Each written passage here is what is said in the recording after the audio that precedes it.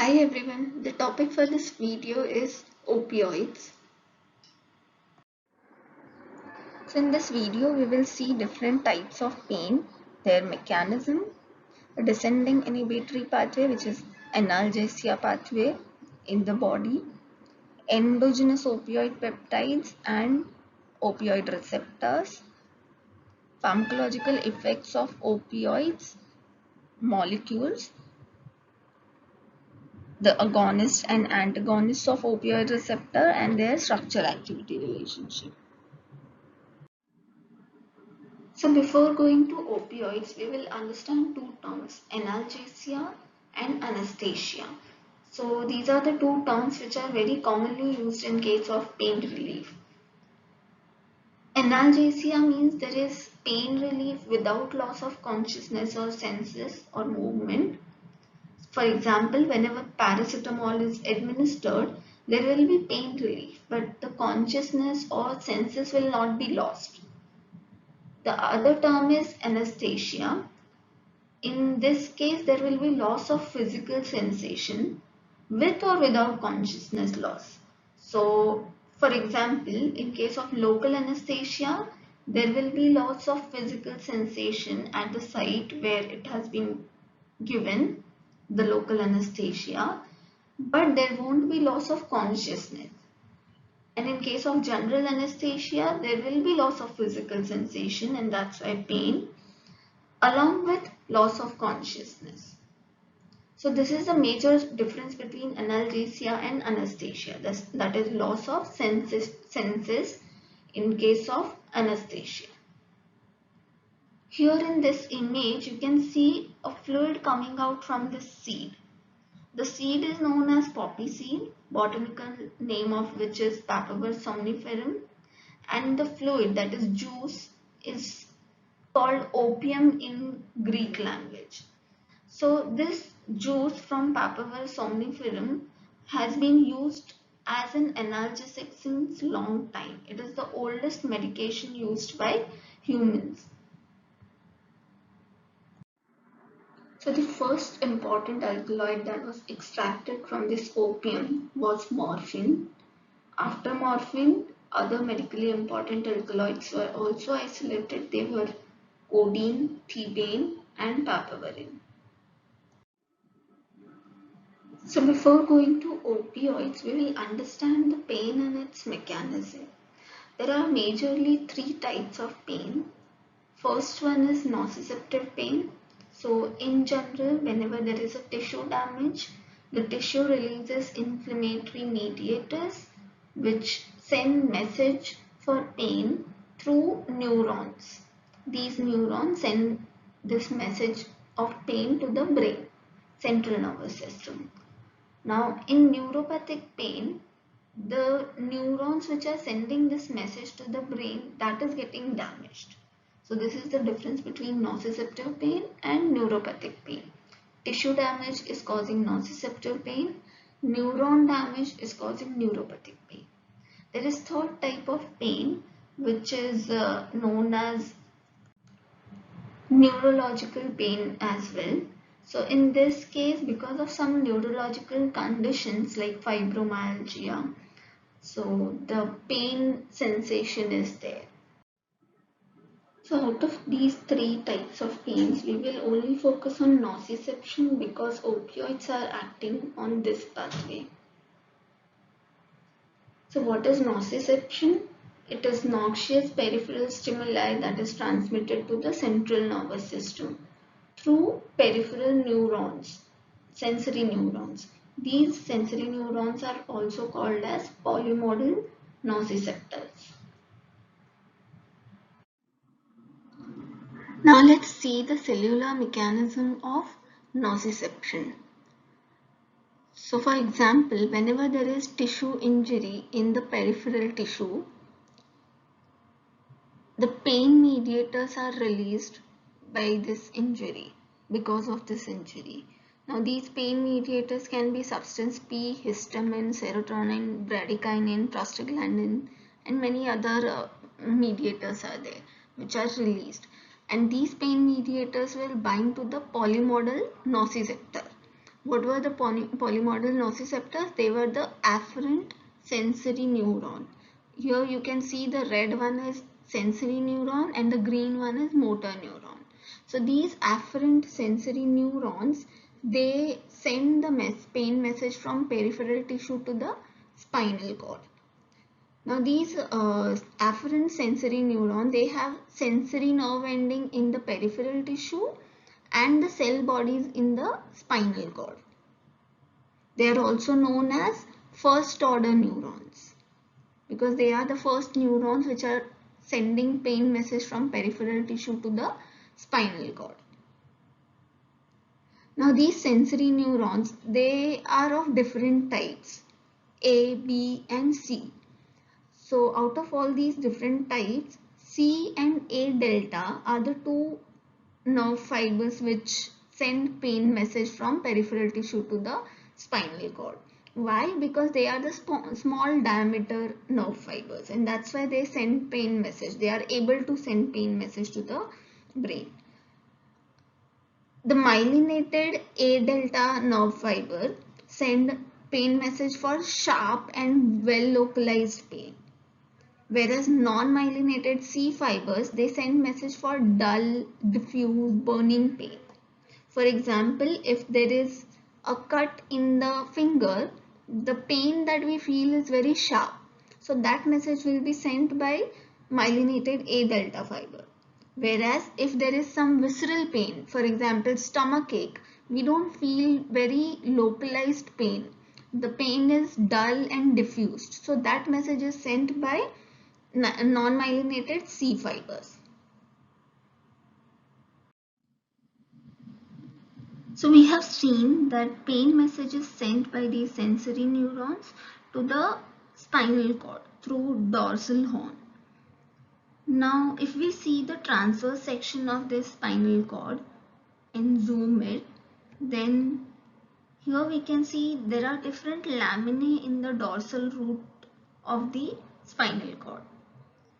Now this lamina 1 and lamina 2, these together is known as substantia gelatinosa. And the sensory neurons which are sending message for pain, that is A delta and C, their cell bodies lie in lamina 1 and lamina 2, that is in substantia gelatinosa. The substantia gelatinosa region is very much rich in opioid receptors and endogenous opioid peptides, and that's why the effect of morphine is also seen in this region majorly. From spinal cord, the pain message is sent to the medulla and medulla to the midbrain from second neuron, by the second neuron, which is known as second order neuron. And from midbrain, the pain message is sent to the cerebral cortex, different regions. And this third neuron is called third order neuron. In the cerebral cortex, the pain message is interpreted by the brain and there is sensation of the pain. If we see here, when there is injury in the left part of the body, the message is sent through the left dorsal horn of the spinal cord and then it crosses the spinal cord and reaches to the right side of the brain. And that's why we say that whenever there is pain or anything in the left side of the body, the message is sent to the right side of the brain. So we have seen nociceptive pathway. Now we will see the mediators which send this message from peripheral tissue to the spinal cord and then brain. So the first receptor is TRPV1 channel. Now this channel is present on the nociceptor neuron.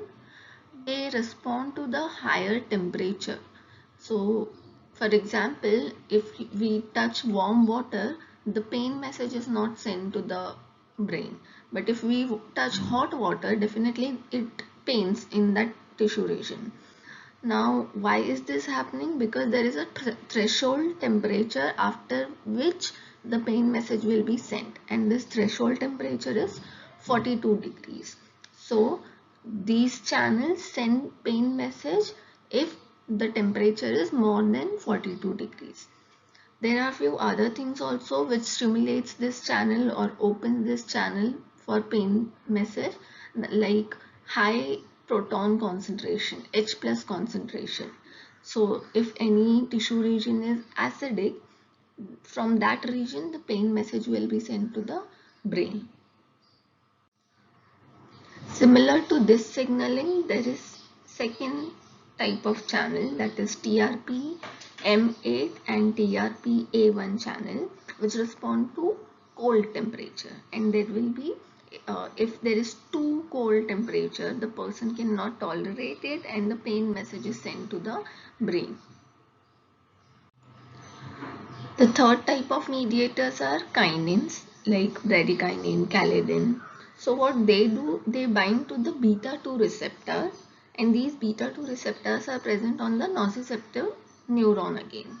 Now they bind to beta 2 receptor and activate protein kinase C epsilon enzyme, this specific enzyme. Now this specific enzyme helps in opening again TRP V1 channel, which we had seen earlier. So this channel opening will send again pain message to the brain. Apart from these kinins, there are many other mediators which send message. So these mediators are prostaglandins, ATP, histamine, calcitonin gene related peptide. Please note, this is not the calcitonin hormone. This is a different peptide present in the body. Substance P and glutamate. These all are stimulating mediators in nociceptive pathway. Like stimulatory mediators, we have some inhibitory neurotransmitters as well. So these are the mediators which are secreted in dorsal horn of the spinal cord. Galanin, 5-hydroxytryptamine, that is 5-HT, noradrenaline. All these three, they show inhibitory effect on pain pathway, nociception. So they block nociception, and that's why there will be analgesic effect, pain relieving effect. There is one mediator called adenosine which shows mixed effect. So whenever it is released in the spinal cord, dorsal horn, it binds to A1 receptor, adenosine's A1 receptor, and it shows analgesic effect like other inhibitory transmitters. But when it is released in the peripheral tissue, it binds to A2 receptor and it induces pain.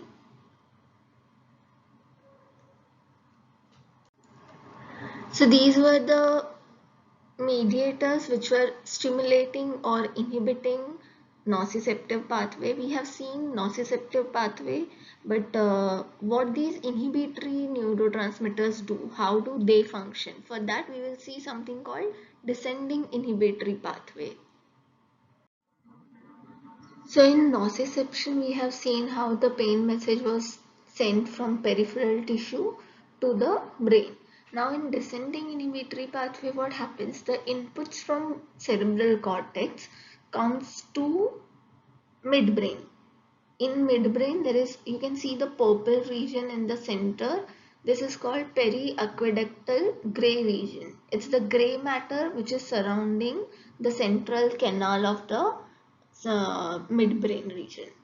Now the inputs are coming from cortex region to the periaqueductal gray region, also known as PAG area. Now from PAG the message is sent to the rostroventral medulla, RVM region of the medulla. From RVM region the inputs are coming to the spinal cord. From spinal cord it is going to the peripheral tissue. This is what generally happening after processing the pain message. But why is it called descending inhibitory pathway? Inhibitory pathway because there are few mediators which are released in this path. like galanin, 5-HT, adrenaline, and apart from these, one very important mediator is enkephalin. Enkephalin is also known as endogenous opioid peptide. So this endogenous opioid peptide is present in the neurons. Which neurons? Neurons which are present in PAG region and dorsal horn of the spinal cord.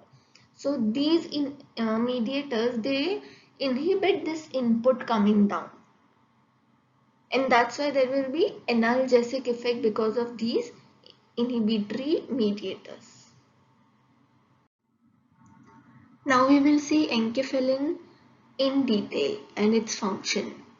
So enkephalin is derived from a Greek word called kephale, which means from the head. So since it is released in the central nervous system, it is given this name.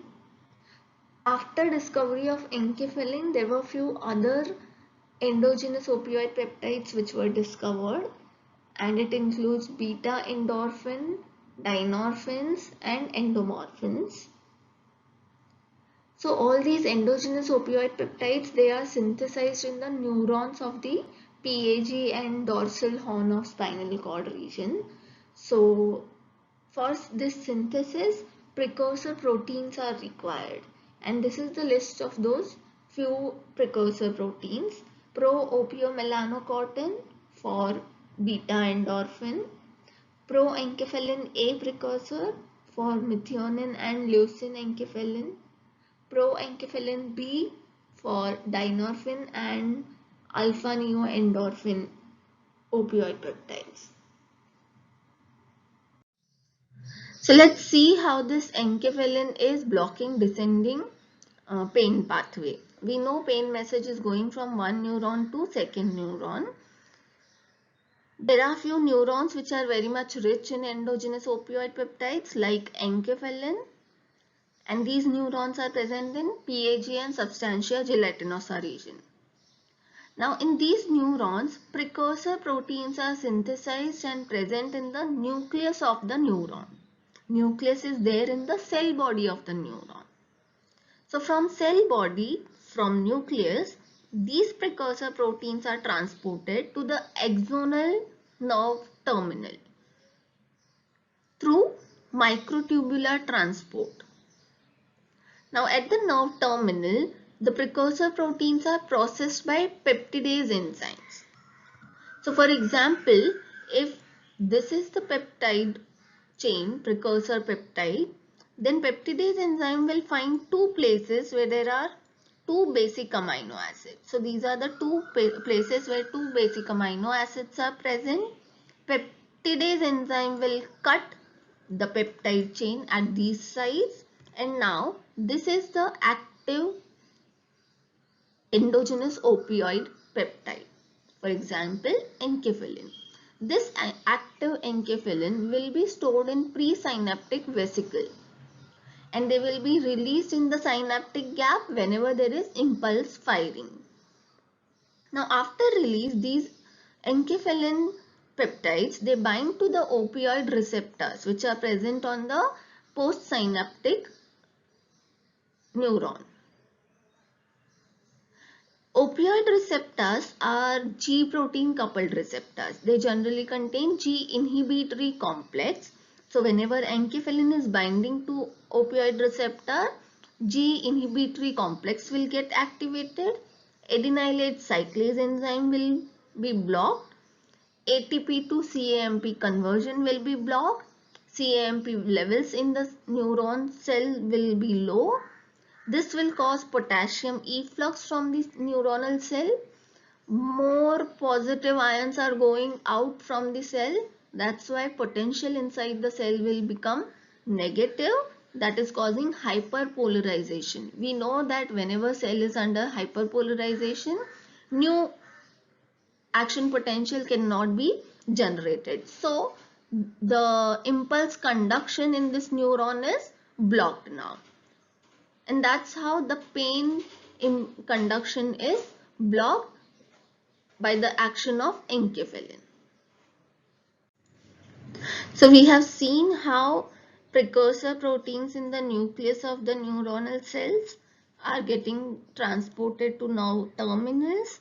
They are getting converted into active endogenous opioid peptides through action of peptidase enzymes. Then they are stored in the presynaptic vesicle, released in the synaptic gap, binding to the opioid receptors, and then showing their inhibitory effect on the neuronal cell. Now, exactly in the similar way, opioids which we administer, for example morphine, they show their action by binding to the opioid receptor. It's just that enkephalin is released from endogenous neuron cells, whereas opioid is administered from outside. Here we can see how naloxone, which is an opioid antagonist, is blocking the opioid receptor, and that's why enkephalin cannot bind to the opioid receptor, and they are blocking analgesic effect. The effect of enkephalin is blocked or end by one enzyme called endopeptidase.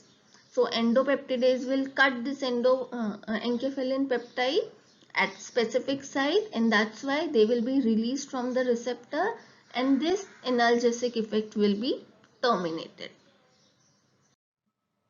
You must have heard about acupuncture treatment, which is generally given to patients who are suffering from chronic pain. Now in this, electrical stimulation is given in central nervous system using some electrodes.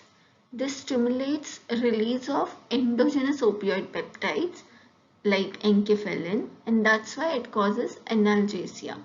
Generally it is done in patients who are suffering from chronic pain and in whom other medical treatment doesn't work.